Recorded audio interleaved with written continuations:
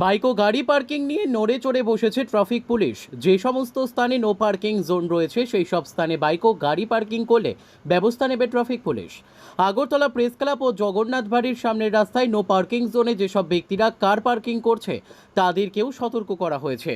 প্রথম দিন তাদের বিরুদ্ধে ট্রাফিক দপ্তর থেকে নোটিশ দেওয়া হয় এবং পরবর্তী সময় তাদের বিরুদ্ধে আইনত ব্যবস্থা নেওয়া হবে।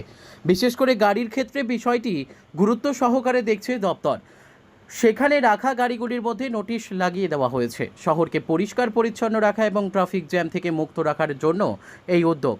জগন্নাথ বাড়ি রোডটি নো পার্কিং জোনে থাকলেও সেখানে প্রচুর গাড়ি পার্কিং করে রাখা হচ্ছে, এমনটাই জানান ট্রাফিক দপ্তরের এক আধিকারিক।